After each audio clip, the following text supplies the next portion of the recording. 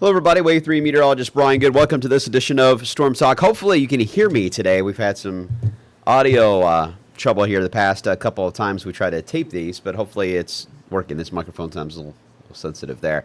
A lot to cover here. We're going to talk about the storm chances for this afternoon. We'll talk about Tuesday, and the Storm Prediction Center has a center risk for severe weather on Wednesday. We'll take a look at that, and of course, what's coming toward the weekend, which everybody knows by now, is the cooler weather coming our way. All right, for this afternoon, here's a look at the visible satellite. You can see thunderstorms now beginning to pop around the area. The cumulus field is really beginning to build across Louisville, so we've pretty much maxed out, maybe at our high for the day. We may climb a few more degrees. These clouds are going to fill in pretty fast, so that's going to slow the temperature rise there. But thunderstorms, as expected, on the edge of the high-pressure ridge here, developing mainly west of Louisville, but some of these will work their way in for this afternoon. Wouldn't rule out a few of these here from areas of Du Bois County into Lawrence County. Could go severe this afternoon with large hail and a brief gust of strong wind. So we'll watch that for the afternoon trends. Wider view shows how the storm system is still way back here to the west. We still got a long way to go yet before we're out of the woods on the storm potential out of this, because the main low itself is still way back here to the west. It's going to take a while to get this organized and push through here, which will be sometime on Wednesday. In the meantime, it is warm out there. I got a heat index at Bowman Field right now at 89. The warmest I've seen so far this season, by the way. 84 is the actual temperature here in Louisville, 85 in Austin and in Salem. We've got the heat and humidity at play. The big question is going to come into Wednesday. Between now and then, we're going to have waves of storms. As I mentioned, any storm this afternoon can become severe, and even tomorrow, we still have some wind around aloft that, a few storms tomorrow could become severe. I wouldn't rule that out.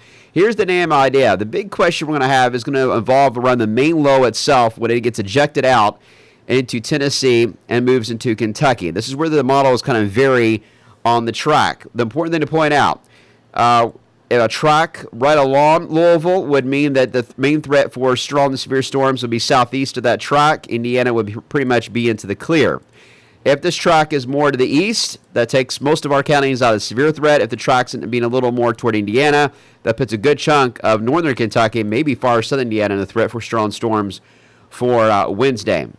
And yeah, even a few of these could rotate. I wouldn't rule that out because we are associated with the low pressure here.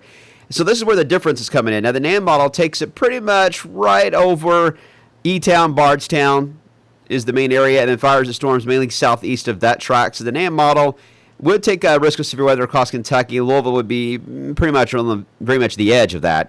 The RPM model, of course, has storms this afternoon, and it does have storms, by the way, coming up for tomorrow afternoon that will develop. As I mentioned, either of those could be locally strong to severe, but it takes the low just a little bit more to the south compared to the NAM. And the GFS is similar to the RPM, by the way, on this side. Yeah, a little bit more to the south.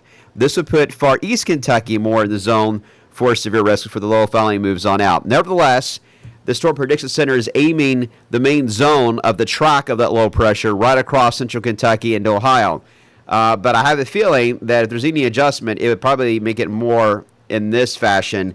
A little more to the east, Louisville right on the edge here, but by far I think the bluegrass area down toward Somerset, Kentucky, I think has a higher threat for severe weather for Wednesday than Louisville does, and certainly more than, say, Paoli does. So the track is crucial there. We got a couple days to fine-tune that, but overall, at least our Kentucky counties are in the risk. Southern Indiana is still a little more questionable. Then after it goes by, the big issue is going to be the cool weather. Forecast highs for Friday.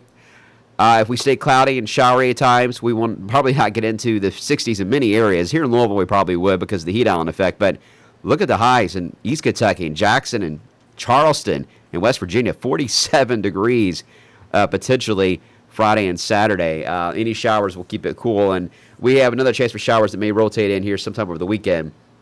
So I think it's going to take a while to really get warmed up again. Maybe Monday of next week we see the return in the 80s, but between Thursday and Sunday, there's going to be several little impulses moving through, and it's hard to determine the timing of those right now, but each one comes through and it'll lower our temperatures down and keep us in the cool, and maybe some showers at times. All right, so we'll keep it on the storms that are fired up now this afternoon. We'll watch tomorrow. We'll watch the track of that low for Wednesday for any severe threat again. I don't think anything off the chart, certainly, and it's kind of debatable how much of our viewing area will be in that zone. We'll nail that track down, and then the cool weather for the end of the week. That's it for now. We'll see you today starting at 5 o'clock.